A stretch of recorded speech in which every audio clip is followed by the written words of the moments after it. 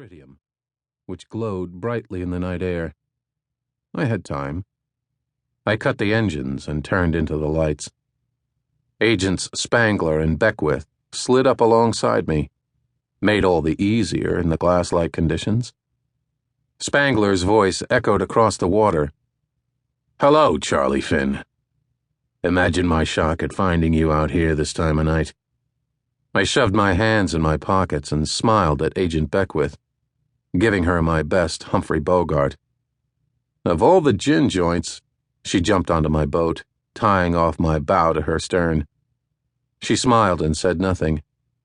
I nodded. "Looks like that weightlifting program is really paying off." She pointed. "Stand there and be quiet." The Drug Enforcement Agency and Coast Guard and Game and Fish Commissions possess expanded search authorities, so they're a little more liberal in their violation of my constitutional rights. They also knew I wasn't about to take them to court or call my attorney. So they, and their German shepherd Molly, spent the next 30 minutes tearing my boat apart, sniffing for anything resembling residue. I folded my arms and watched with curiosity. I was really impressed when Agent Spangler slid into his diving gear and inspected my hull.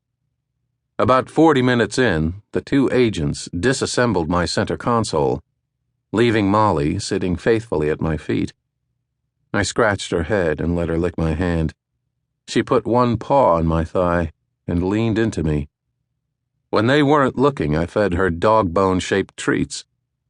After almost 2 hours of grunting and sweating and finding nothing, they reported to someone in some office on the other end of their cell phones, and then cast off my bow line and departed without a word.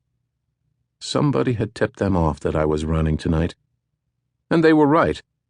I was. But that same someone had also tipped me off that they'd tipped them off.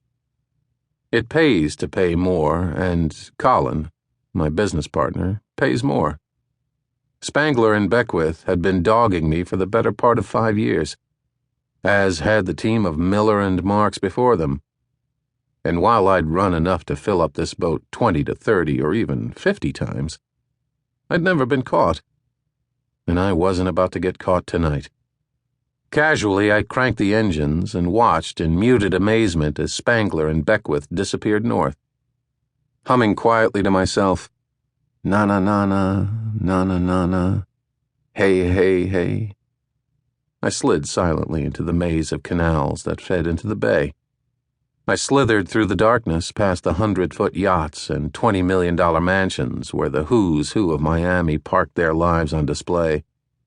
I'd made drops at many of these homes, but one of the things that made me successful and still at it was the fact that what started with me stayed with me. I knew how to keep a secret, and I knew what to risk, and how. I serpentined through the maze, knowing that Beckwith had planted more than one hidden GPS receiver on this boat. They'd installed the first months ago, and we'd been playing this game of cat and mouse ever since. The show tonight was to plant a second, as the first must have been giving conflicting signals due to salt corrosion. Of course, that muriatic acid I poured on it might also have had something to do with it. Never could really tell. Miller and Marks had started this. That time, I found it a few days later, so I sold the boat to a guy making a pass through the Panama Canal and up the other side. They thought I was making a pickup in Mexico. They sent boats and helicopters and planes, and that failed sting operation cost them a pretty penny. They were not happy. The guy who bought the boat said they were more than a little surprised to find him marlin fishing off the coast of Mexico, and that agents Miller and Marks had started throwing blows when they discovered it wasn't me.